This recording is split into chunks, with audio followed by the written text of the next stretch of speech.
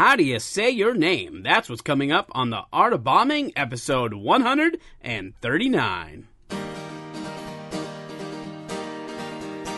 My friend Dan, he's got a podcast, 'cause all comics need a podcast, and nobody had a podcast called The Art of Bombing. So Dan went out and bought a tape deck. Who knows why he bought a tape deck? Now podcasts don't get played on tape decks, but Dan is from the 80s. So hey there, all you funny jerks, come talk to Dan about your work. Tell him all about your worst times. It's The Art of Bombing.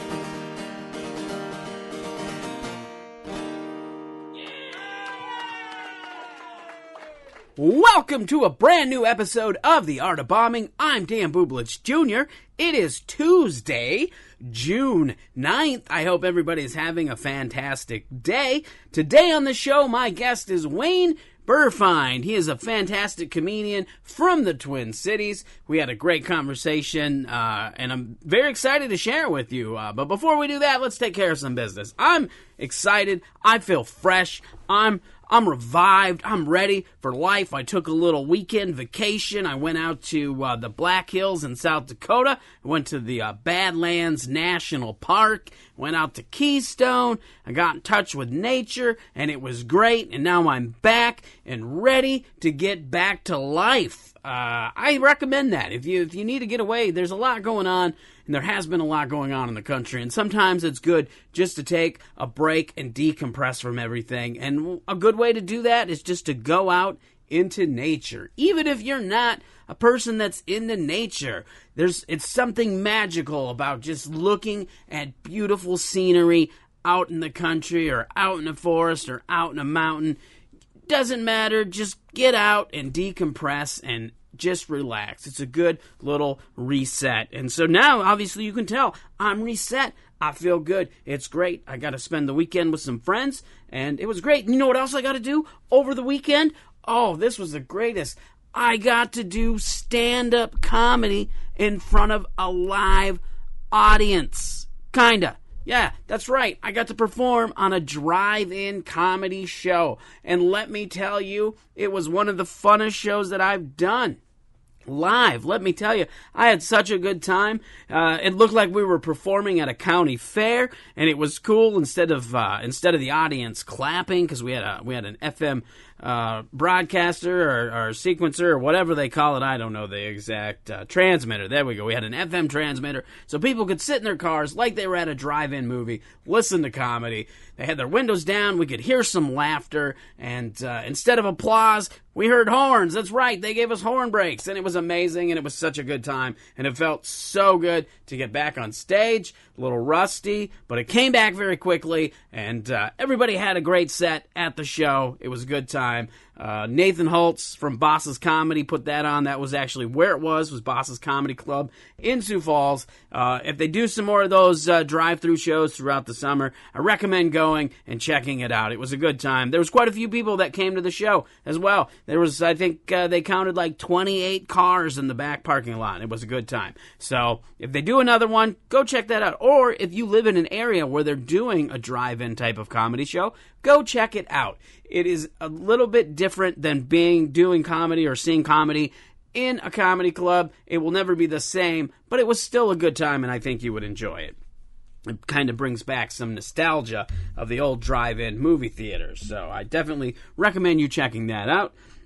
If you like the Art of Bombing podcast, obviously if you're listening to it, you have to like it, or maybe you don't. I guess it could go either way, really. I guess I don't know, but I'm going to assume, this is the one time where I'll say it is safe to assume that you enjoy the podcast. And if you do, I have another podcast recommendation that you might enjoy. In fact, I know if you like the Art of Bombing, you're going to like this other podcast called the Back Table Podcast. And you may remember one of my guests just within the last couple months, I can't remember the exact episode, but Jeremy Nunez, he was on the show, and he has a great podcast. Like I said, it's called the Back Table Podcast, and if you've ever wondered what it would be like to be a fly on the wall in the back of a comedy club and listen to the conversations that comedians have in the back, well, this is your opportunity, because that's exactly what it is. It's comedians having conversations on the back table of comedy clubs. Check it out. You're going to have a good time listening to it. You're going to hear all kinds of stories from the road. You're going to hear some comedy insight. There's a lot of great guests. I mean, you're going to hear stories about college bookers screwing people out of thousands of dollars, and so on and so forth. So make sure you check out the Back Table Podcast, and I guarantee you'll enjoy it. You'll have a good time. All right, I'm ready to get into this conversation with Wayne. Are you? Okay, good. I hope you're ready. And real quick, before we do get into this conversation with Wayne, I got one other thing I want to mention. He has some great merchandise. He has great hats and great masks called the Minnesota. It's MN Uckoff. And it's a joke on Minnesota Nice, and the hats and the masks are fabulous. You should get a hold of him to purchase one of those. They're great. I purchased them, so that's why I'm recommending it. I recommend that you do that. Do it up. And I have stickers, too. Make sure you go check out my website. If you want a sticker, hit me up on the social media, because that's another thing. I know I said I was going to get in this conversation, and I keep remembering and forgetting and remembering and forgetting and remembering, and you guys are like, whoa, Dan, you're way too refreshed right now. I took the plunge. I joined TikTok.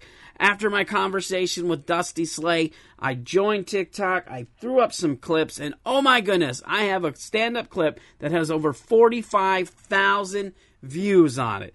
That is insane to me. It's a 20-second clip. And I gotta be honest, this is me coming to terms, and this is me admitting that I have to eat my words, because this whole quarantine, I've been making fun of TikTok and people on TikTok and going on and tooting my horn about it and making the jokes, and now I'm on it, and I'm like, well, it's time to eat those words. So if you're a stand-up comedian, I recommend you checking it out. Not necessarily for doing dance moves and that sort of thing, but posting some of your stand-up content on there. It's worth checking out. Like I said, I don't have very many followers, and I have a video with over 45,000 views. So if I can do it, I'm sure you can do it, right? That's how that works. So definitely consider it. I did. Anyway, all right. I just wanted to talk about that real quick before I forgot, because it's an amazing thing. And for all the people that have watched the TikTok video and shared it and commented and liked it, thank you so much. I really appreciate it. It's really cool to have a joke get so much heat, I guess you could say. So that's cool. And shout out to my buddy Michael Castleberry for because it's a joke that he helped me write. We workshopped it, and he helped a lot with that joke. So thank you, Michael. And all right, that's enough of my high energy. Let's have a conversation with Wayne. And don't forget to like, subscribe, and rate and review The Art of Bombing. And for everything else, Art of Bombing, go to artofbombingpod.com. Now here's my conversation with Wayne. Enjoy.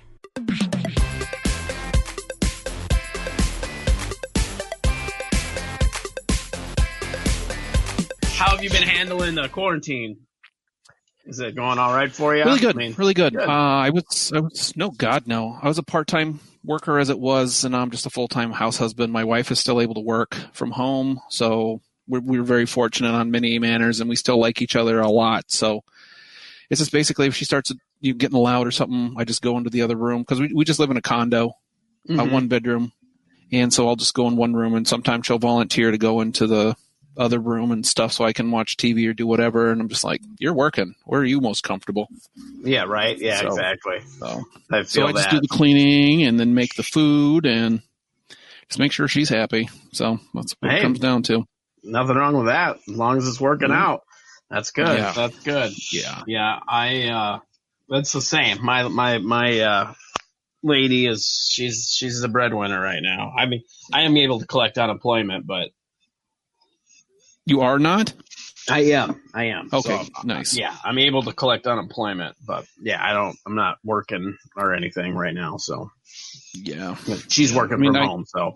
Yeah, I could do part-time stuff, but my computer didn't like the phone system that my company used. I did call center. Mm-hmm. representative stuff, and my computer just didn't care for the software, so I was just like, I'm furloughed. Peace out, bitches.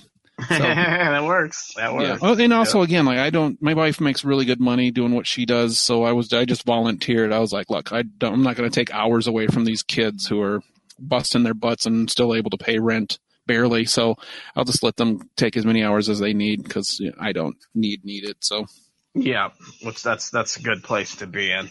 Good place to be in. Yeah, so they better make a goddamn statue of me when I quit that place. That's all I got to say. That's right. And it better be sitting out front of the building when you walk out on your last bright orange. Yeah. You better do that up. Oh, man. Have you did any virtual comedy stuff at all?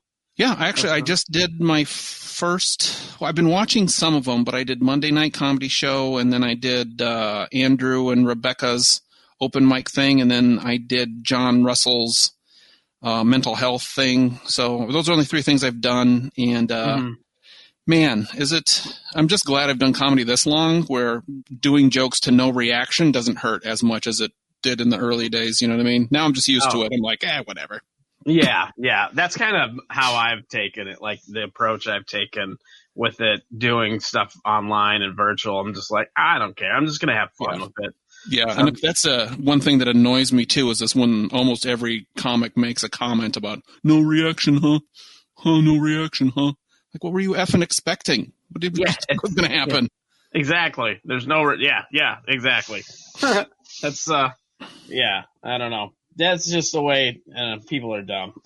Yeah, I know. But I think Andrew and Rebecca and Andrew, they all, like Wegleitner and Brynelson, they are reacting to the jokes. Even if they're kind of funny, they still act a little bit more like they're a really good joke as opposed to, you tried, didn't you? Oh, yeah, absolutely. Yeah. Back of the room laugh. Right. And it is, I mean, it'll never replace live stand-up comedy, obviously, but it is, at least you still get to see like people doing reactions and stuff, more so like on the stuff on Instagram, because they can do instant replies that you see in the hearts and all that stuff and emojis and stuff. But it's, I've actually been doing a couple different things here and there, and not just necessarily stand-up comedy, but just comedy-related stuff, I guess, or comedy-adjacent. And it's been interesting to get, to have that interaction, too, with people. It's really good for building engagement, I guess. Yeah. I mean, I miss just, hey, what's up, how are ya? In real life, as opposed to on texting and... Yeah, I mean, whatever. Yeah. It's what we're doing. Just keep the muscles moving. That's all you got to do. Don't get stagnant. Yep, that's exactly it. Just trying to keep the blade sharp. It's funny because I think I've become more social online. Really? Social before this happened. I went to do shows and a couple mics, but I, just pretty much in and out. I didn't do much. I'm not much of a social person. Right. Kind of go to the shows, and then I like hanging out at home because I like being at home. I like my lady, like my dogs, Yeah. And now I'm, even though I'm home all the time, it's not really bothering me, but I've been more social, doing more online stuff and interacting with people. Yeah. No, you are posting a lot more than usual. That's for sure. Oh yeah, I know that. That's because I have nothing other than homework. I don't have any responsibilities. Right. The ladies are working. I can't talk to them. I just, hey guys, how many teaspoons go into a quarter cup? Anybody? All right. Guess I could Google that. Nah. But it's funner to throw it on the internet. See what kind of dumb responses I can get from Facebook. Get the 18 thumbs up and no replies. Like, God damn it, I asked a goddamn question. Dicks. Oh, that's the worst. Yes. It's that happens all the time where you ask a question, you're legit trying to get information. Yeah. And you'll either, like you said, you'll get a bunch of likes and no replies, or it'll be a reply with, well, this has nothing to do with that, but, help you find what you're looking for, whatever. It's like, why'd you bother answering this if you can't answer it? Yeah. You guys like blue or the red? Well, one time I had a car that was blue, and then I drove it off a cliff, and then I got in a lot of trouble for that. They just try to hijack your thread. Yep. God damn it. Damn people, anyway. Oh, man. They're the worst. That's why another reason I'm enjoying this. Because I can block people way easier than in public. Yeah, right? I mean, Yeah. It's cool. I don't know if you're aware of this, but did you know there's a new feature on Facebook called Take a Break? Yeah. Oh, yeah. No, I was well aware of Take a Break when that happened. I was like, finally. I just noticed it the other day. I'm like, what? That's awesome. Except for all the people that are probably taking a break with me. Yeah. That's what you can tell on a certain post is like, that should have got way more reaction than it actually did. I'm on timeout, aren't I? God damn it. Yeah. Somebody put me on timeout. Yeah, well, I've been looking at that too because I'll do a post and like I got 600 and some friends on there and it maybe gets 30 and I'm like, are people just hiding me? Did I just unfollow me? Check followers, like, oh, 42 followers. That's sad. So Yeah, unfriend them. I don't know. Yeah, I think too, part of it though, I think the engagement is lower because there's more content being put on Facebook. You know what I mean? Like there's more stuff coming up on people's feeds. Yeah, there's more people with nothing to do but be on social media all day. Yeah. They're doing the same thing we're doing, posting stuff, and then it's there. So there's more content to get in the way of our good quality content. See, you get it, and that's why you got to take the friends and put them on. You get the first alert from them, so when they do certain things, they show up at the top. Which backfires when you hit like 15 or 20 people, and it's like, God damn it, I'm back where I started. Why'd I do that? Right. Sometimes I wish I could just like reset my Facebook altogether. I mean, I do have a secret Facebook account that is just friends and family, and I try not to like do comedy related stuff on it or whatever. And I don't log into it very often. But. Is that the one where you use your real name instead of this stage name you have? The stage name that I have that is my birth name. Dan Booblets. That sounds like a good stage name. No, I'm throwing Junior on there. Fuck yeah. That's right. You know it. It's funny because it does seem like it would be a stage name. And I've had plenty of people ask. They're like, how did you think of that as a stage name? And I'm like, I didn't. My dad thought of it. Yeah, my dad thought of it. And he got it from his dad, who got it from his dad. Yeah. Who brought it from Germany. Yeah, I never get asked that, but I get it get mispronounced a gazillion different ways. Yeah, well, that's a good point because I was curious, actually. How do you pronounce your name? It's Burfeind. It's Burfeind? Like Bierstein, Frankenstein. It's German. It's a shorter version of Bauerfein. The enemy of the farmer. Oh. Wayne Burfeind. Burfeind. There. See, you said beer, and then that was in my head. Well, my wife and I, we have the beer finds on Instagram, so that's Beer Friend is the best mispronunciation of my name, and I've held on to it forever. I was just like, Beer Friend? That's brilliant. I'm keeping it. It's like, I should change my name to Beer Friends. I get Burfriend, all the Burfriend, Buford is a fun one too. Yeah. But this is also after I've told them what it is. I tell them what it is. They're like, how do you spell that? I'm like, I don't care how you spell that. This is how it's phonetically. And then they'll still F it up. And I'm like, all right, whatever. Yeah. Oh, yeah. That's the same for me. That is exactly the same for me. People will ask me how to pronounce my name. I'll say it's really easy. Break it in. There's two parts. Yeah. Boo and Blitz. Yeah. Say that together. Simple. But then their brain visualizes what they saw. Yeah. That's what and happens. Then it's, all right, please welcome Dan Bublitz. Just like, damn it. Well, I mean, but at least it makes sense. Like I get Beer Fiend, and I'm like, yeah, I get it. Beer Fiend makes sense. It's probably how I'd pronounce it too. And I mean, if you saw your last name for the first time, you'd go, Bublitz. I'd say Bublitz. That'd be my first guess too. It'd be my first guess too. But I'm talking about like what you were saying, how it's after you tell them how to pronounce. Yeah.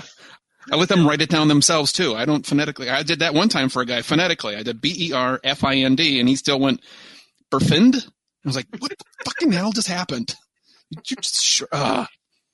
Whatever. As long as I get my paycheck after the show, I don't give a shit. Let's go. Yeah, exactly. That's all that matters. It's funny too because I have people too. Sometimes they like I don't know. They put like a weird accent on it. Like it sounds. Sometimes they'll pronounce it so it sounds French, and it'll be like "Bublitz." I'm like, what? Buble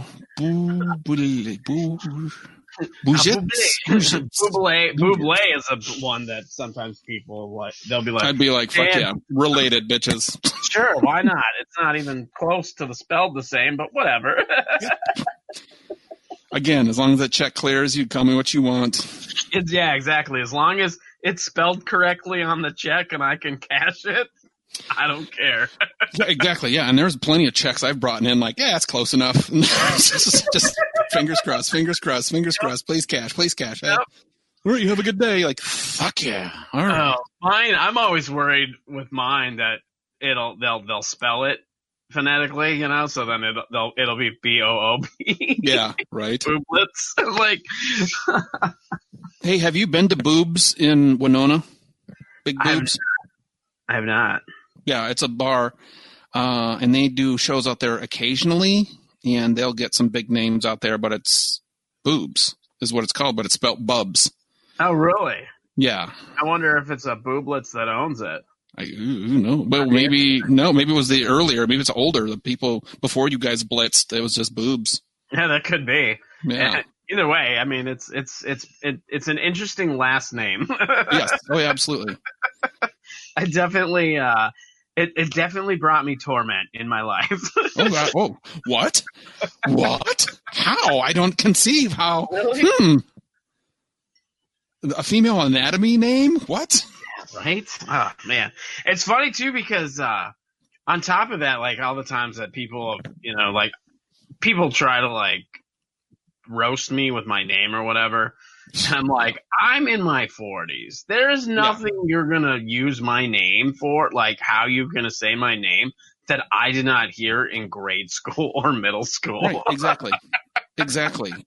And sometimes, very rarely, somebody will say it and call me a name using my last name or whatever, like trying to make fun of me in a way that I never heard. And then I'm just like, bravo. That was at least. No, you blocked out on me. You were telling me a hilarious story and my computer decided to find a different network. I know. Yeah. It's like. Oh, I lost you. I'm back. Oh, there. Are you back? I just lost you. Am I back? Yeah, you froze up and then blacked out. Okay, I'm back. Okay, well, I was just saying that people try to make fun of me, you know, making fun of my last name or whatever. Right. And I'm like, there's nothing I've never heard, you know, in grade school, middle school, high school, whatever. Right. And once in a blue moon, somebody will make something up off my last name that I never heard of, and I'm not insulted. I'm more like, bravo. Yeah, right. Good job. Right. Oh, I know. Coming. Well deserved, sir. I will print off a shirt and let you have it now. Yeah, you deserve a plaque. I made fun of Dan Bublitz Jr.'s last name, and all I got was this T-shirt. Oh, man, that's great. That's great. Oh, God. Well, let's get into the art of bombing. Let's. Shall we? Yeah, we shall. We shall. You've been doing comedy for quite a while. I'm sure you've got some fun stories or a fun show. Well, I do. Hey, Dan, I'm going to switch networks again. This one's not working. I'll be right back, okay? Okay. That sounds good. Now, I can edit this out, so it's all good. Oh, nice. Well, good. Just take out the first 16 minutes. Good. We'll just start right here. This is where the podcast is actually starting. No, Wayne's episode is 10 minutes. What the fuck happened? I had to do a lot of editing. You'd be surprised how mean Wayne is and how much bitch talking he did about everybody. Just made fun of everybody's last name. Oh, God. Nobody was safe. Even the Smiths. I was like, yeah, we better edit this out. I kind of like the guy, and I don't want him to ruin his career. Good God, talk about he mastered bombing. He even bombed the bombing show. Jesus Christ. I've had people that have, actually. I bet. Yeah. There's been a few conversations that where basically it was like a bomb. I'm just like, I'm not going to name names, but I don't want you to quit comedy yet, so I'm going to take that out. Right? Yeah. Exactly. So, comedy, this August is going to be 20 years of doing comedy. Wow. It's crazy because you don't even look like you're old enough to have been doing comedy for 20 Yeah, years. no. When I tell people my wife and I celebrated our 21st anniversary, they're like, "Did you meet in high school?" And I was like, "No, I think we were 28 when we got married." So, Holy shit, you're even older than I think. yeah, How old are you? And this September, well, let's say I'm 48 and a half. Oh, wow. Yeah, you're way older than I thought. I thought you were in your early 40s like me. No, So. you're kind. Well, So 6 years is way older? Okay, hurtful. Well, yeah, exactly. It is. It's like I got a plus or minus like 2. Yeah. So it's like if you're 2 years older or more, you're way older than me. And if you're 2 years younger than me, you're a fucking kid. Oh, no shit. When you're 67, you're going to yell at some 65-year-old like, "You young ass piece of shit." Exactly. Shit, I give my fiance crap all the time because she's like 6 months older than me, and I always call. I'm like, "Oh, you're such an old lady." No, my wife is 40 days older than me, and I do that to her too. She robs the cradle, and she's just, Yep. "Oh, well, watch your back. Let me get that for you." Yeah. Yep. And guess what? All my arthritis kicked in, and now it's worked up to my hip. So now she says the same shit back to me, like, "You okay, old man?" Like, "Oh, God damn it!" It's like crap. Oh, all right, man. Wow, 20 years. That's amazing. Well, and I really didn't take it as serious as I should have. But I mean, I've had fun. I keep it professional. I love what I do, and I love helping out the younger kids. So I'm happy with where I'm at. Yeah. I'm still in shock because I'm like, God, he doesn't look that old. Well, thank you. Yeah, Keep it in your pants. Keep it in your pants, Dan. I'll try. I mean, if I just get distracted, and you'll know why. Not the first time, I know. It's fucking beautiful. Especially when it happens during a set. That's when it's like, all right, calm down. Just relax. I mean, not that much. Don't get that comfortable. Oh, that's great. But yeah, so now that we've established that you've been doing comedy for a long time and you're way younger than you look, let's talk about this bombing. Oh, Jesus, who hasn't? Right? Who hasn't bombed? Well, I started comedy in a perfect environment for bombing, which was in the back of a Mexican restaurant in South Minneapolis. So that's right. I mean, I did comedy probably 2 years, just open micing without even trying to get work or anything, just having fun with it. And it was basically the only place I went to. And that, I mean, I'm sure you've done comedy in a restaurant where the restaurant has no idea what's going on until someone starts talking into the microphone and they're like, "Hey, how's the burrito? Here's another joke about my dick." Oh yeah. Plenty of times. Yeah. Well, you got such a great arsenal of dick jokes. I mean, you think you're going to start talking about boobs, but you're talking about the dicks instead. So you trick them like that, don't you? Oh yeah, exactly. They're like, his name is Booblets. He's definitely going to be talking about some boobs. Fast action titties. Nope, pulling out the dick. Look at it. Ask me about the discolorment. That's right. They're short jokes, but they're there. Yeah, but they got substance. That's right. They got a little bit of girth. Right. You know what I'm talking about. Mm-hmm. Hockey puck right here. Boom. Get it. Doing it again. You would have thought I lived in Minnesota my whole life. Of course. Because you're a junior with a fun last name. That's got to be Midwest, right? Oh, it totally is.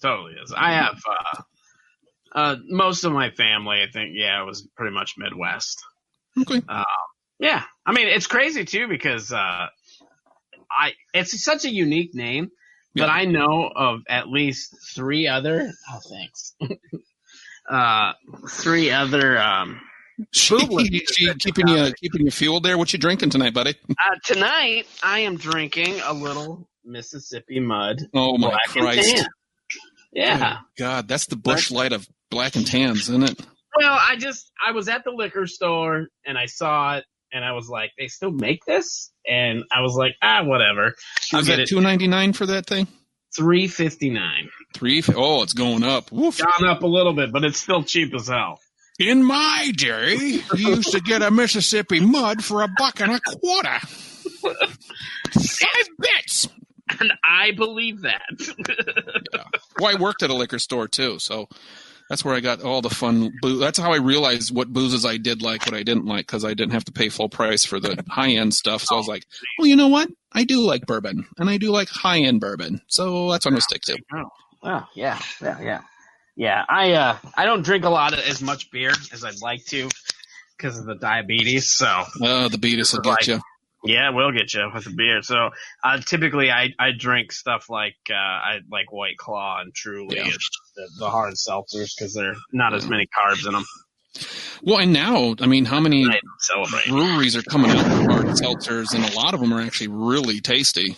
Oh yeah, I don't know. Have you did the mic up at the Nordic up in Monticello? I have not done that, Mike, but I've been to Nordic, and they have a smoked pineapple beer that knocked me off the floor. I fucking loved it. Yeah, their beer's really good, but they have a bunch of seltzers too, which are pretty good too. Real nice. I know Bigwood up in White Bear Lake has a really, really, really, really good seltzer line up there too. And Liftbridge is one of the best, and I'm trying to think the one I had that I just spit out. It just tasted so weird. I think it was Fair States, but yeah, I'm just not. I mean, seltzer's okay, but I like beer. But I will drink that one high imperial porter, and I'll have half of it, and I'll be satisfied. I don't have to get wasted off of it anymore. So yeah. Well, I'm seeing that's how I got. Like when I was younger, I would drink. I didn't like beer at all, so I would just drink beer to get drunk, and I would drink it so fast that it would be like chug it, so I didn't taste it. You know what I mean? Just until I was gosh. Okay, now I'm ready to party. Woo! Yeah, exactly. No, I can't taste anything. Give me anything. But now I got suddenly like after I lived out in California, I got like this weird like. I started enjoying beer, but not to get drunk, but like the taste of it. Oh, exactly. Then I ended up getting diagnosed with diabetes, and I'm like, fuck! Yeah, bastards. I like my beer. I know, man. And there's so many varieties out there. When people say they don't like beer, it's like, well, then you haven't tried them all, because there's shandies that are like a seltzer, but then you get the triple, double, quadruple hopped. Ugh. Oh, yeah, some of them. I don't like really hoppy beers. Yeah. I'm not a big IPA guy either, but you got to find the right IPA. Like a juicy hazy IPA I can handle, but like the double dry hops it just tastes like, because they're actually one of the best beers I had was 100 IBU, which is that bitterness scale, which is super high, and it was so smooth. It didn't even have that pithy anything, and it was just delicious. And I was like, how did this happen? Wow. But then I had a 30 IBU and I spit it out because it tastes like turpentine. It's just like, okay, something's going on. So again, you just got to find it. Try it and find it. Beer is weird. I do. It is weird. It used to be pretty simple. Yeah. You had your Bud Light and your Busch Draft Light, because that was all you could afford. Yeah, exactly. Miller Lite. What are you spending all that money for? Ugh. You get a 30 pack of Droz, bro. Big fancy pants. Trust fund, showing baby. Off your money. Oh God, yeah, that's funny.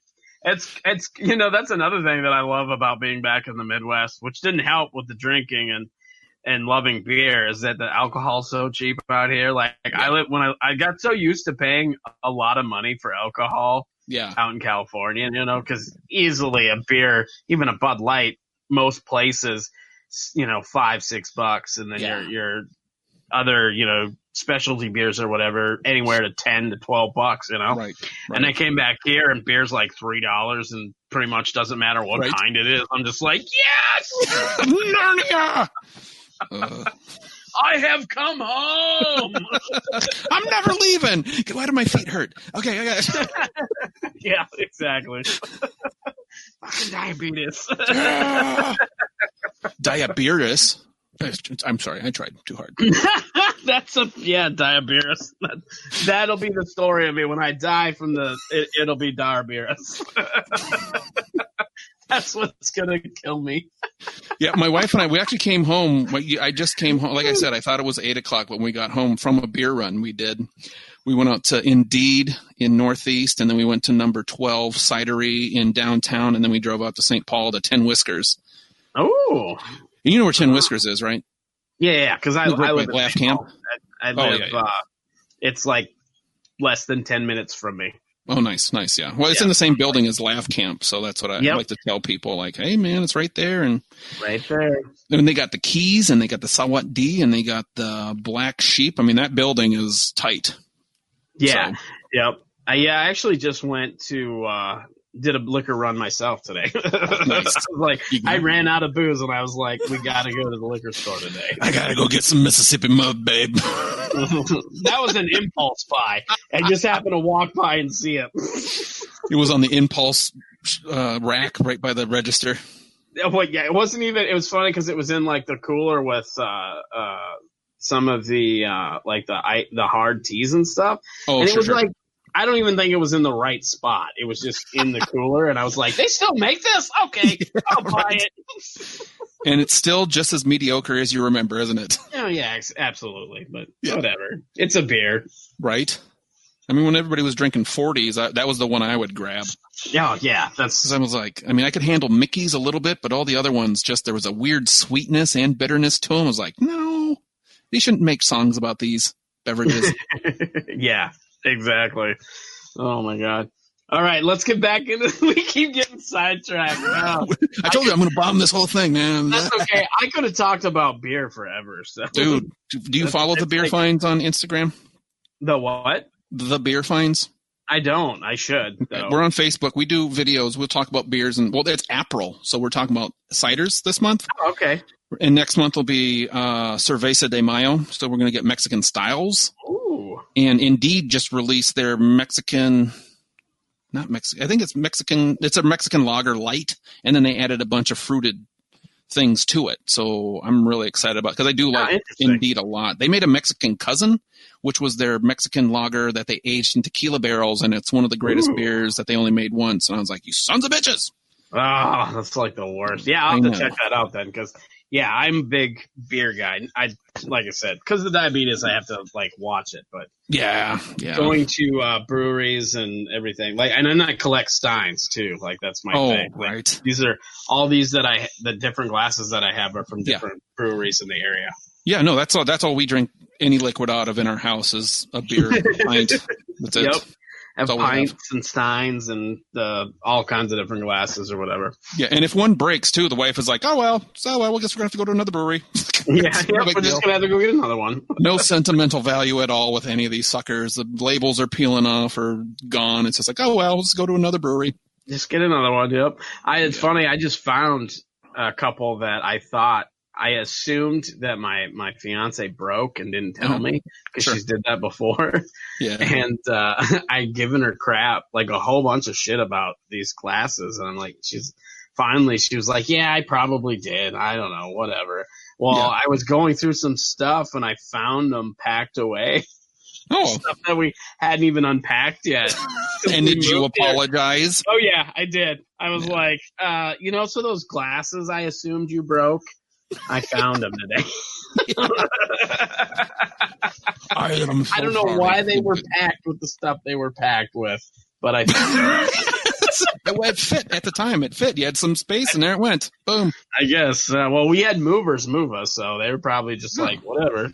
Yeah, well, like I'm saying, it was just they didn't give a shit. Fewer boxes, the more profit for them. Mm-hmm. Exactly. All right. So let's hear this story. I want to hear about a time where you felt like you bombed hard. Well, I'm going to talk about the last time I went to one of my favorite clubs because I bombed that hard that my heart just can't get back into it anymore. It was the Comedy Corner Underground, which I helped start it I help maintain it when things are bad. I've painted. My blood, sweat, and tears are in that room. And then there was a new uprising of the younger, and it was just right when SJWs were really showing up too. So there was always this animosity going on, like certain comics you didn't like just because you knew that they would yell at you if you did certain jokes, even if they weren't offensive. So I started off a show there, and I was just like, well, I've been working on the contest, so I'm just going to do my best 7. And I've been doing great with them while I'm doing other shows preparing for this contest. And I get maybe into the 3-minute part of my set, and I'm like, I'm getting nothing. And this is like my favorite, my best 7 that I'm doing. And I'm getting nothing on 3. And now it rattled me because I'm the first comic up. I'm setting the tone for the show. I look over into the hallway, and there's no comics there. And that's where the comics hang out to watch you fail and succeed. But they were that uncomfortable, I'm guessing, that they just left. Wow. So I'm just like, and it was a full room because, I mean, that place gets packed on free comedy night. And I was just like, what the fuck is happening? So then I start going in. So I'm like, okay, now I'm going to start trying maybe they want dirty. Maybe they want more goofy. Maybe they want other jokes going on. And I'm getting nothing. And I'm just like, I even just took a long pause, and I was just like, what the fuck is happening? Because, I mean, I know when it's my fault, and I know when it's the audience's fault. And I cannot decipher whose fault it is right now because I'm just like, I'm doing my best. You guys are here. There's no reason it should be failing as bad as it is right now. And so I go into this one bit. It was newer for me. I really liked it. And it was about laughter is the best medicine. The only words I get out on this joke, and this girl just started heckling something about like, well, you got a lot of sick people, something like that, because she didn't even get that out. And I dropped the C-bomb on her. I told her to shut the fuck up. No. Because my brain is just, I'm rattled hard. And I just was kind of like, I guess that's my closer. And then I was like, whoever's next, get up here. And I just walked off, and I just never went back to that club. It's just like, fuck us. But just the whole way home too. I'm just like, this is 4 years ago, maybe. And you haven't been back since? Nope. Wow. I've seen all the updates they do, and I see all the amazing comics that are going in there, and they got great weekly shows and stuff. And I was just like, all right. It's not I just felt, well, maybe that's just the crowd that's going there doesn't want those jokes. So I'm just, and I've done enough rooms where I've adjusted myself to work a room. Like Willie's up north, Coon Rapids was legendary, but you had to be dirty. And I mean, they would accept smart, but they wanted dirty, smart. So you couldn't just do street jokes. So they'll turn on you. So as long as they know you're trying, and it's a little dirty. So I really kind of mastered that room. And then I had to go figure out other rooms that, there's certain clienteles do show up to certain rooms. Absolutely. It's crazy. A lot of people, because even though I'm new to the city, I did do some comedy here when I first started, and Willie's is the first room I ever did in Minneapolis. Yeah. The Twin Cities. Yep. How long ago was that? That was like 10 years ago. Daryl was running it when I did it. Was it right at the prime where it was like standing room only? Yeah, probably. Yeah, it was always packed.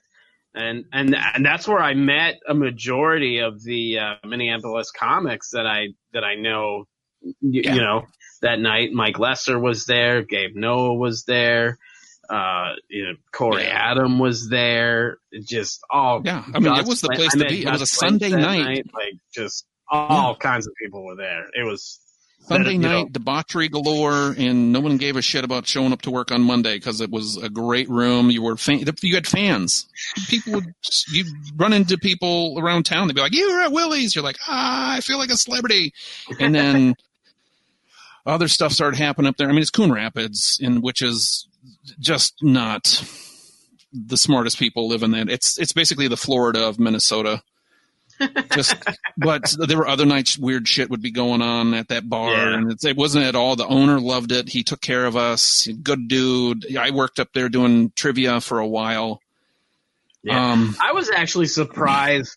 I mean, because I was super new to comedy anyway when I did it, because this was like literally I just started doing comedy, and it was right before I moved out to California. Right, like you should. Huh? Yeah, like you should. Yeah, as soon as you I've done comedy for a month, I'm going to California. Exactly. That is exactly what you should do. That's what I did. I was like, I'm the best comedian ever. Look out, California. And so I went out to California, and as soon as I got there, I was like, whoa, I suck. Oh, God. I went to one open mic, and I was like, yeah, I'm terrible. But I was so surprised at how, like, professional it was, in the sense that, like, you get there, I got there way early because, you know, I just got to town or whatever, and it's just like a regular bar, you know what I mean? Like, you're just like, oh, this is kind of going to be a weird thing for a show, and then all of a sudden they put a stage up, and then there's a backdrop, and then there's lights, and there's a sound system, and like all this shit, and now they're shoving all the tables to make an audience, yeah, and they're moving the tables and doing this, and then the show starts, and you're like, wow, this is like a professional looking show, you know? Yeah.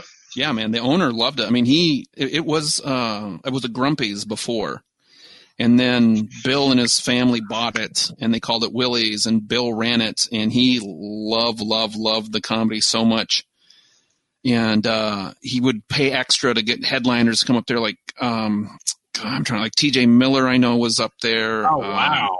Yeah, Daryl could rattle off all these just big, and I know T.J. Miller shouldn't be the one to stay on, but just other people would show up regularly, come out of town. People would go out of their way to come up to Willie's. Like the headliners at Acme would be like, hey, are we going to Willie's? And you're like, you just performed at fucking Acme, like one of the best clubs in the nation. But that really shows you what a comedian, you know what I mean? Yeah. Like, a true comedian is somebody that'll go do, you know, they'll perform at a sold out theater. Yeah. And then be like, where's a shitty open mic we can go to next? Yeah, you know what I mean? Yeah. Yeah, and Grumpy's Downtown, the Death Comedy Jam, that would happen too. I mean, Doug Stanhope's been there, Doug Benson, Maria Bamford. Maria always came out when she was in town, even if she wasn't performing. She's in town, she'd show up. You show up to the hallway of comedy, you go where comedy goes to die, and they loved it. It was just a fun place. You can do whatever you want. No one gives a shit.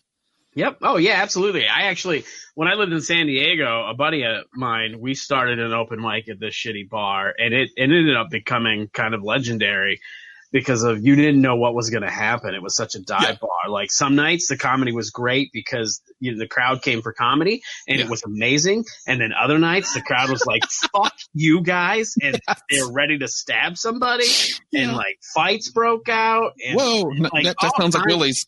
Yeah, that sounds like Willie's. It is exactly like Willie's. And just like, and the owner loved it, but all this crazy shit happened. And when people would be in town, they would come out of their way to try to make it to this open mic. I mean, there was nights where we'd have 30, 40 comics trying to get up at this open mic. Yeah. It was that legendary. And it's just like, oh, wow, this is crazy.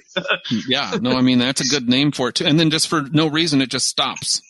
Yeah, well, a good reason stopped is I left. I mean, we turned it. I tried to turn it over to somebody, and let them run it as I was getting ready to move back, and it just didn't. It just didn't work out. So no, running an open mic is always a great idea until you run an open mic, and it's just like, I'm not into this to babysit.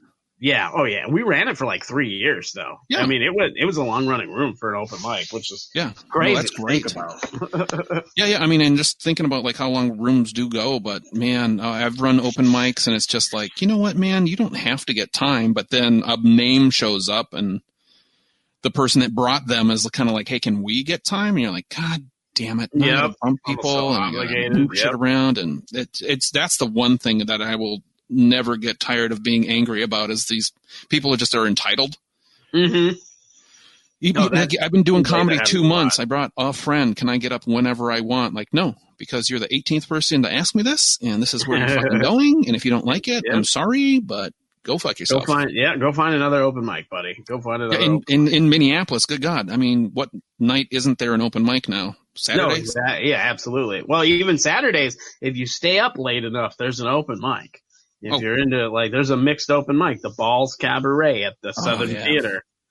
And it starts at like midnight. That was probably my first huge bomb. That was not my fault. Yeah, was Balls. I've only done Balls once because it was a little tricky to get into, and just wasn't interested in it because the only time I went there, I was practicing for the Funniest Comic in the Twin Cities for Acme. And I'm like, I'm just ready. I'm like, I know this is going to go good. I know it's going to crush. I've been good. I've been trying to get a well-rounded set. And the girl before me does this poem about how she was raped. And I was like, worst opener ever. And just like, so then I go on stage and I'm like, hey, it's time to be funny. And then I just did a couple of jokes, and I can hear the comics howling because they know I should be getting applause breaks. And just watching me like, I mean, I really feel bad for her, okay? But this is my turn now. Like, I'm just really doing my best to be like, no, me, okay? Now let's forget about her bawling her eyes out because of the traumatic, horrible thing that happened to her. And I do feel bad for her. I really do. But my dad, he's crazy. Right? Okay. God damn it.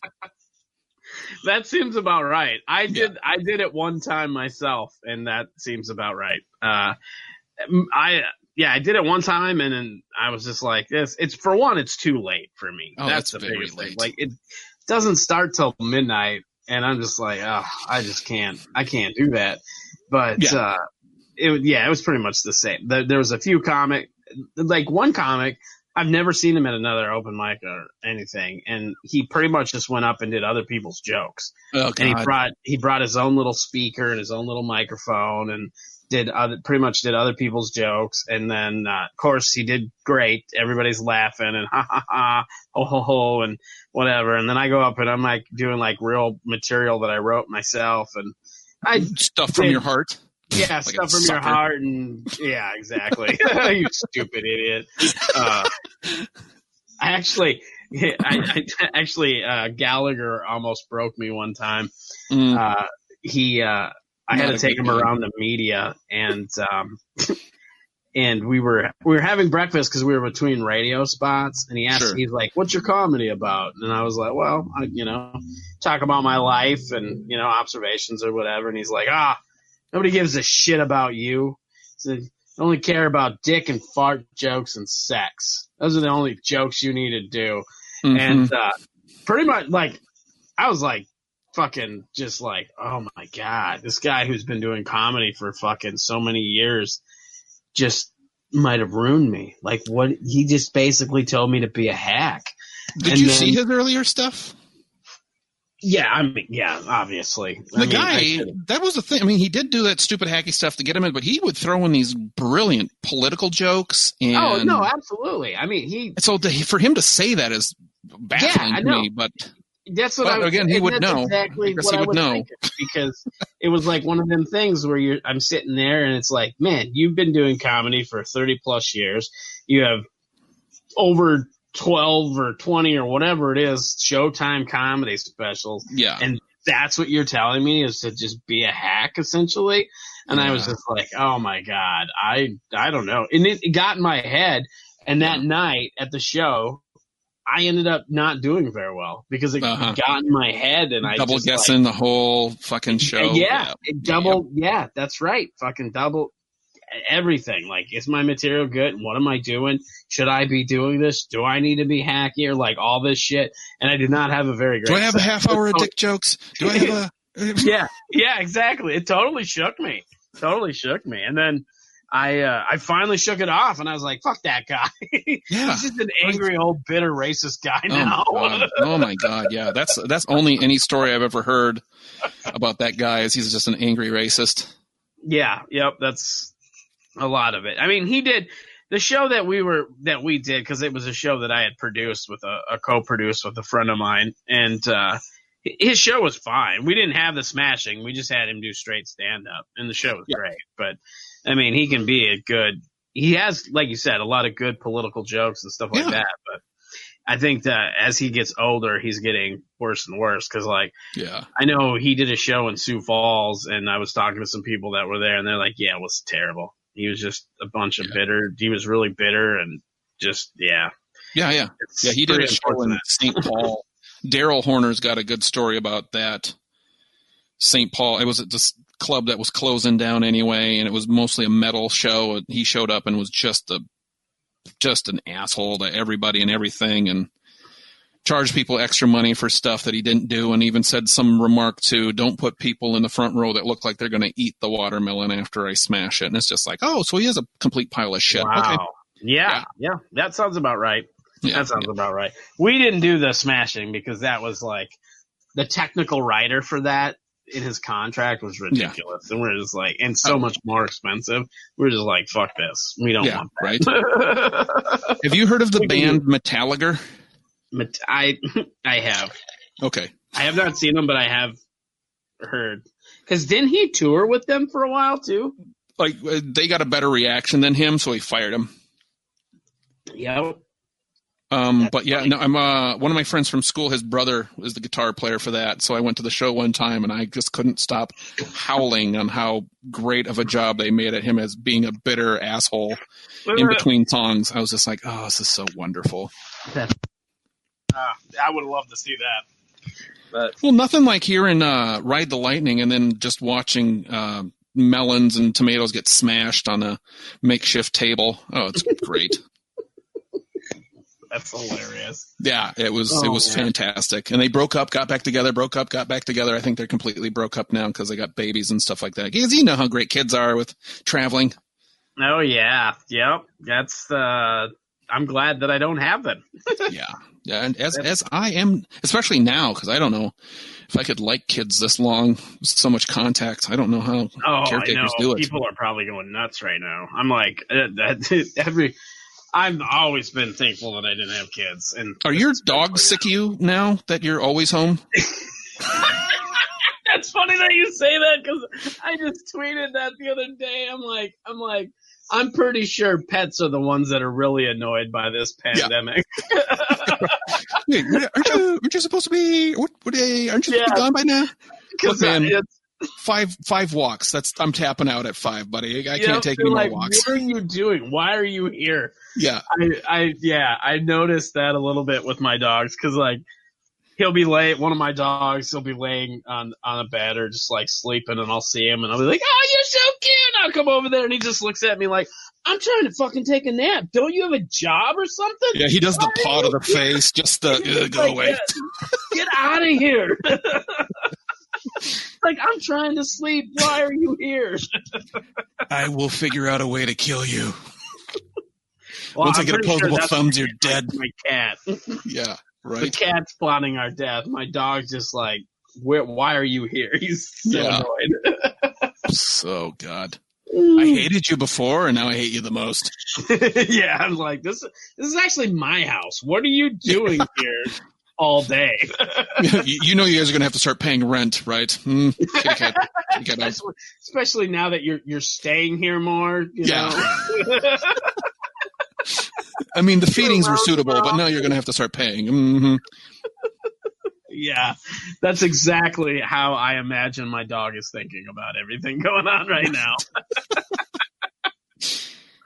Oh, that's too funny. Oh, man. So when you bomb or have a bad set, the bumming or bombing, that dreadful feeling, how long does that typically last for you? Really depends on the situation. Like I said, like the last one, it's taken me 4 years to come to grips of that. But I'm rational enough to go, okay, what did I do wrong is my first thought. Mm-hmm. And I am not afraid to blame the crowd either because it fucking happens. Like second show Saturdays is notorious for not being everybody's favorite show of the week. Yeah. Because first show Saturday is like usually the best show of the week. And then second show is somehow one of the worst. And it's like, how does that? I'm on cloud 9. Pop. We can't have that. Yeah, no, we can't have you driving away here completely happy.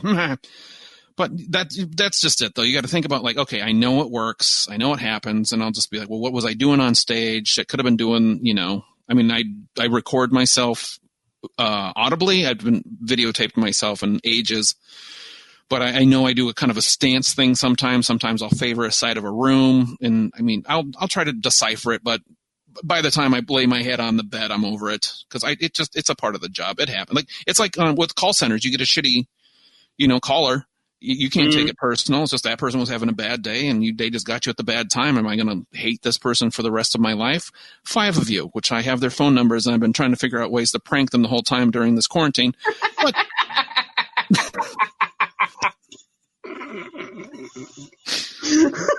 That's funny. That's pretty good, though. 5 people in 5 years of the same job. I think that's pretty good. Only having 5 pretty good, nemesis. Like, I've been doing this whole quarantine is trying to figure out how to prank these guys. Yeah. And there's some really cool things you can do, but they always cost something. I'm kind of like, I don't know if I hate them that. I don't know if I hate them for $6. Right? When you have to put a value on it, it's like, maybe I don't hate them as much as I thought. Right. Yeah, but I tell you what, Reddit's got some great ideas. I'm sure. I used to love like fucking with solicitors. Like that was my favorite thing. Oh my God. I was such a dick. Now that in hindsight, I'm like, I was such a dick, but also I felt like they deserved it. Cause what I would do is like, I would act like I was interested in whatever they were selling, and I would ask questions, and I would keep them on the line for as long as I could. Nice. And then they would, they would get to the point where they would try to get you to buy something and be like, I don't think I'm interested. And then they get pissed, call your name and hang up. No, you start doing the losing them. I'm driving in a tunnel thing. It's click. Call you back, don't answer. Yeah, that's the way. And working at a call center too, if my phone rings and it's not a number I know, I'll call them right back from work. Well, from work, I don't blame you there. It's a system. It's a random number. I get people who are like, "Why are you calling from California?" I'm like, "It's a random server thing. I'm actually calling you from Minnesota." Yeah. But then call them on that. And one of the weirdest ones with that is a guy called.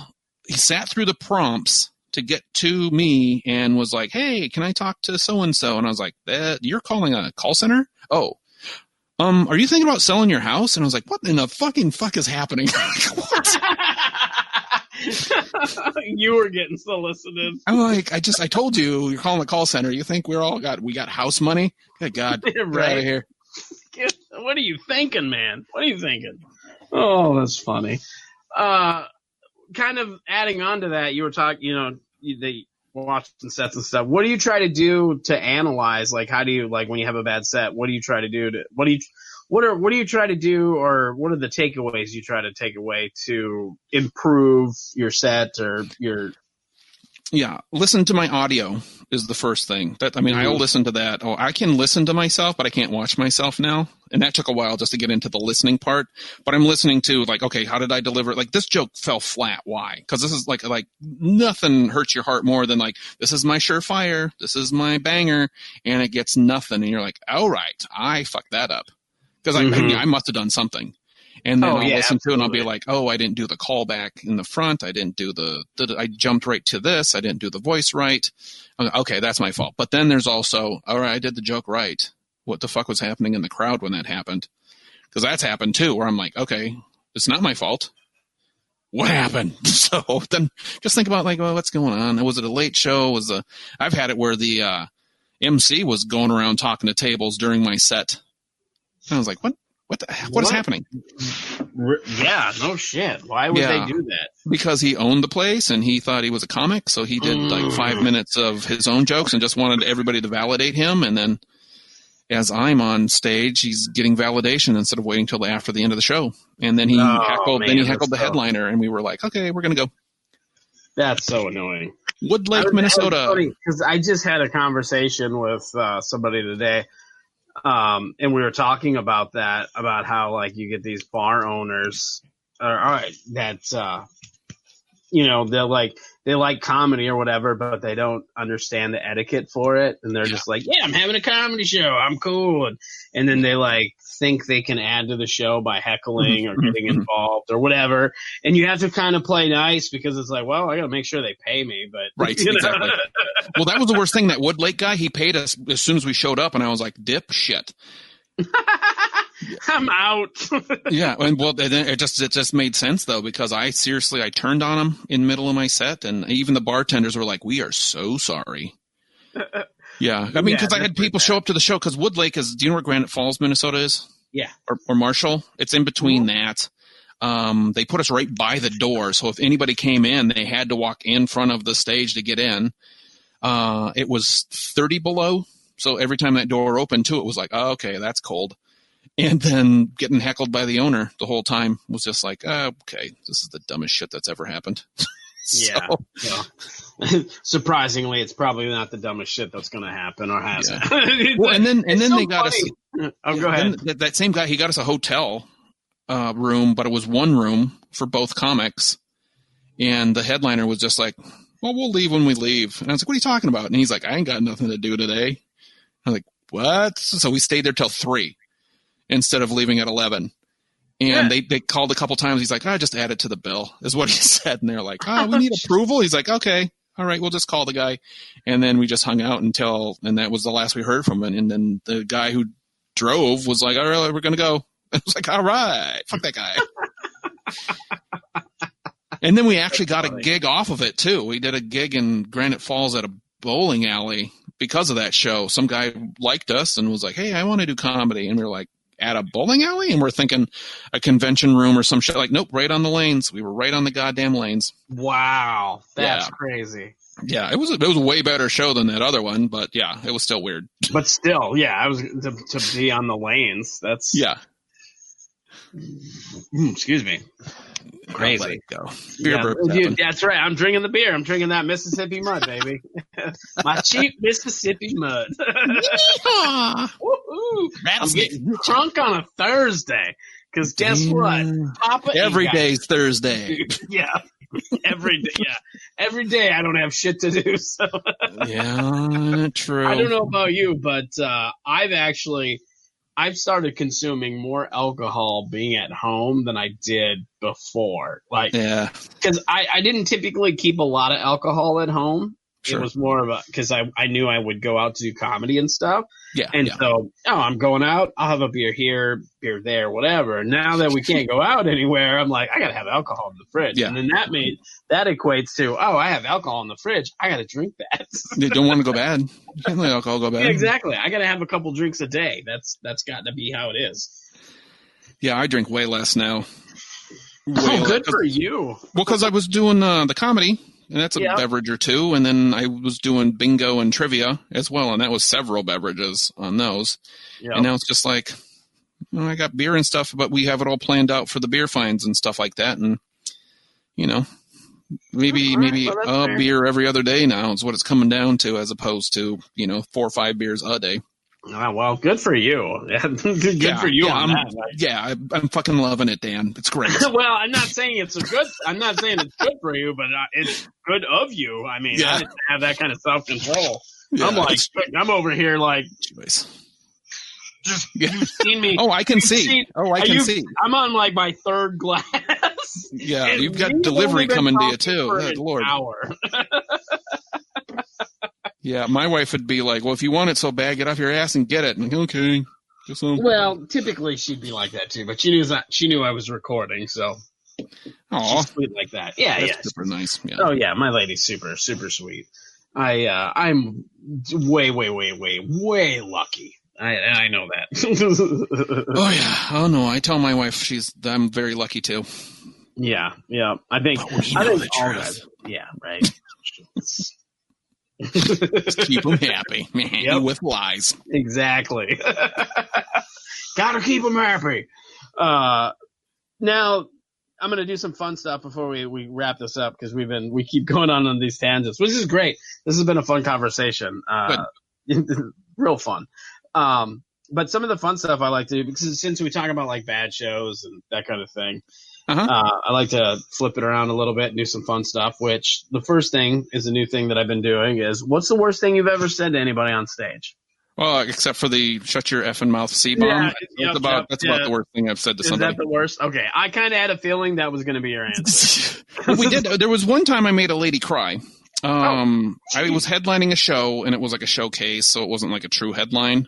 But I was really getting into the feel of it, and it was just it was one of those just not good shows, just because of the people who run it and where it was located. But there's this couple, or there's like a group of friends up front, and this one lady she had the voice, she had the haircut, she just had to be annoying to everybody. She wasn't even the things she was saying didn't even make sense. So it was just more distracting than anything. And then it was my turn, and I was already fed up with her, and I'm doing well. The rest of the crowd's loving it. And then she starts piping up on me. And I did the good old classic, what do you do for a living? And she looks at me and she goes, I'm a nurse. Good luck with that. And I was like, oh, my God, a civil servant. Oh, I love it. Nurses, I think, are very important in this world, and they're great people. I mean, very selfless. What you do, you help people, duh. But yet you come out in public and act like this. For shame. And then I just continued my set. And then when I get done, the MC comes up to me and goes like, that bitch is crying in the lobby. And then goes up and gets me off the stage. I was like, what? I made somebody cry. Oh, no. So, wow. but she was into her second bottle of wine, so that might not have been what really made her cry. Yeah. Still, I was just like, second bottle of wine. She was probably she's probably one of those drunk people that gets all like super emotional.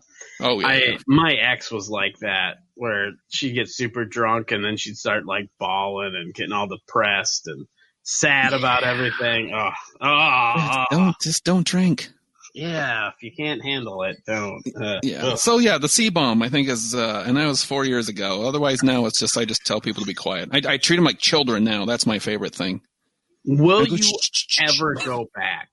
That's what I mean, absolutely, I'll go back. Because I feel like now, that's your thing you have to do, like your obstacle you have to overcome. Is it Mount Everest? Yeah, you have to like go back to CCU and do well again. Yeah, crush it. Just crush it. Yeah, that's like because to me, I feel like I've performed. I haven't performed there a lot.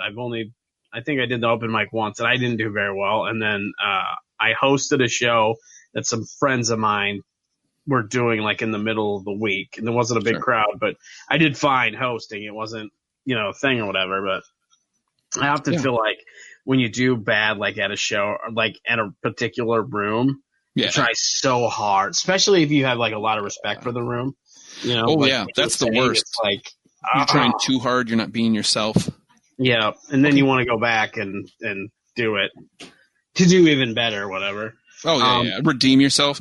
Yeah, but when I struggle, like I'm good at improv and riffing and stuff like that. It's when I get it in my head that I have to do these jokes that I have prepared. That's when I do my worst.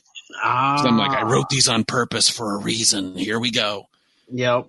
So, and I'm usually not happy if I get through all the jokes I plan on doing, because that means I didn't riff and I didn't give my personality that much. But I mean, when you can take off 7 to 10 minutes of a set because the crowd is just that crazy fun, man, that's a good feeling. Oh, absolutely. Those are sometimes, because I'm not really a crowd work person and I'm not necessarily good at improv. I take some improv classes here and there. But like I've had those shows where I ended up having to riff off the crowd, or the crowd was so into what was going on and there was a little bit of crowd work or whatever. And that, like you said, you end up losing 7 to 10 minutes of your set. And you're like, oh shit, my set's over already. What's going on here? Yeah. All these other jokes I didn't get to do. And it's like, sometimes you feel like you cheated them, but then there's other times where you're just kind of like, oh, who gives a shit? I should do that more often. And then it doesn't work at all. Yeah. So, and then there's also times where you're like, oh man, I wanted to do these jokes and they didn't let me. Yeah, right. Like, damn it, I had an agenda that I was trying to do. I did it to myself. The last thing, what is something that it can be professionally or personal? Either it's your choice, but what's something that you've achieved in life so far that you're really, really proud of? 21 years of marriage with this wonderful lady. Oh, that's so sweet. Because, I was one of those, I was like, I don't see myself getting tied down to anybody. I could see myself being a nomad, roaming the earth, because I was in the military for a while and I kind of dug that for a bit, and then bad things started happening and I was like, I'm not going to stick around for this. And then, I don't know, man. Just performing comedy is quite a feat that a lot of people don't understand. You go to these small rooms that you walk into and you just go, well, I'm just going to make sure I get my check at the end of the day, no matter how many beer bottles I get thrown at my head. But then you got them shaking your hand, patting you on the back at the end of it because they had a good time. I don't know. I haven't crashed a car yet in the years I've been doing this. I've been able to stay healthy, there's a lot of things. That's awesome. Yeah. But I think, just being married, doing this thing, having a supportive spouse, partner. It's just well, that's gotta help. I mean, the fact that you guys have been married 21 years and you've been doing comedy 20 years, so you obviously started comedy after. It was her idea too, really, to get into it, because I talked about it, and I was because I had a bunch of comedy tapes like Carlin and Cosby, and like Kinnison and Newhart and all those stuff, and then we went to Pepito's, where the Mexican restaurant, and they had an open mic night, and we watched it a couple times, and then I just turned to my wife and I would like, well, that joke would have been better if they did it this way, like that, and she's like, you should do it, and I was like, that's not a thing. So I took a class. I literally took a class through, it was what was it called? The university put them on, and it was pretty much anybody could teach anything they wanted to. It was super inexpensive, but that's just how I learn. I have to do it. Someone had to tell me, like, you do 3 minutes, keep it tight, memorize it completely, and then the only thing I got out of it was like, just stick to your time. It was the only thing I got out of the whole class, because I was Which is a great lesson. Yeah, which a lot of people don't get that lesson. So no, absolutely. That's why I'm saying that's a great lesson. yeah. So, but yeah, I always try to keep professional, no matter how pissed off I am at the club or the room. I mean, unless it's an absolute dickhole owner or something like that. But I'll always try to keep professional, get there on time, do my time, respect the club because they're having it. I don't want to be that guy. Because how many times have you been like, hey, where's the free meal? Well, one guy ordered steak and lobster and top shelf liquor, so we don't give you guys food anymore. And I'm like, one guy did that. After the 8 years you've been running this room, one guy ruined it. I think it's something else, but I don't want to be that guy. Yeah. That's funny, too. You bring that up. I don't know if you're like this, but anytime I'm doing a show where they offer you a meal, like, a lot of the bar shows or independent shows are the ones that'll, they'll do that once in a while. I'm really weird about the free meal just because I'm like, are you sure? They're like, order anything on the menu. And you look at the menu and they have like a steak for like 20 fucking bazillion dollars. And you're like, and that's what they recommend. They're like, you need to eat this steak. And I'm like, I'm fine with a salad. Yeah. $3.99. If they pushed a steak on me, I'd be like, must be bad. But I don't order anything that I wouldn't order otherwise. You know what I mean? Like, I'll get the burger. Yeah. Well, I'll check it out first. I'll be like, am I getting fried food tonight? Because that's the only thing that seems sanitary. Let's do that. But that seems about right too. I've had Kobe sliders that were recommended, and I've had people bring out. Like, they were like, I'm going to get the chicken sandwich, and they brought out, like, the chicken Alfredo, which was, like, the special of the night, and they're just like, well, it's more expensive. But no, it's way better than a chicken sandwich. I'm like, okay. But, yeah. If it's not what I wouldn't order, if I was going to pay for it, I don't. Yeah. And even if they're, like, free booze, I don't need the free booze anymore. So it's just a drink or two, and I'm done. Yeah. I try to be kind of the same way because, it's – I don't know. I feel weird about it. I feel like I'm taking advantage of them, it's just a weird thing. Yeah. I think a lot of it is that we're not used to getting that kind of stuff either. You know what I mean? Right. We're used to barely getting paid, so it's like – Oh, I know, right? Is this a trap? Oh, look, gas money. Yay. Ugh. Yeah, but I mean, exactly.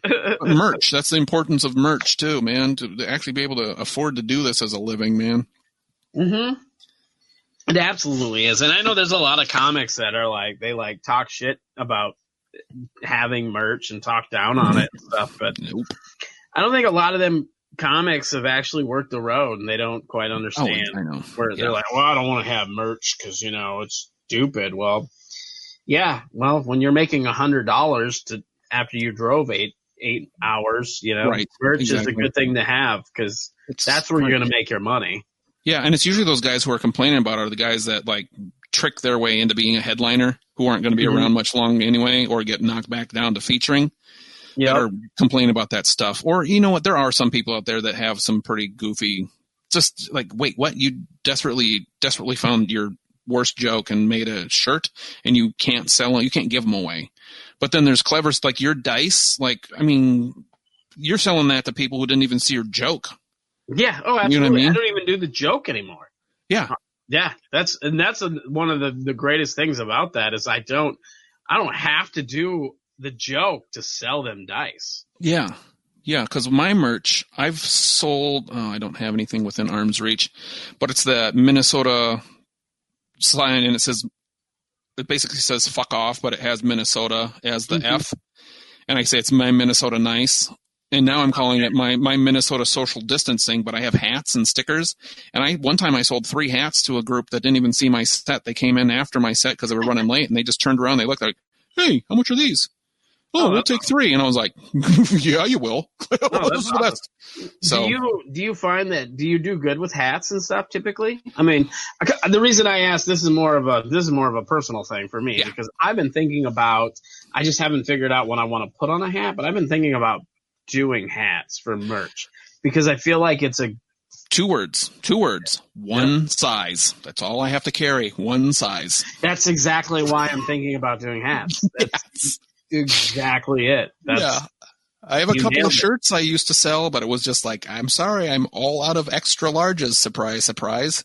Yep. You sure you're not a medium? Like, yeah, exactly. I can't you fucking can give buy away. it and hang it on the wall as a souvenir. Yeah, right. That's exactly it. But yeah, just that one size. And this hat, I mean, the I just got a new, like just before the COVID thing, I got one, and it's a way better quality than my old one. And and then the other real assurance that this was a good idea is the first time I released, John DeBoer?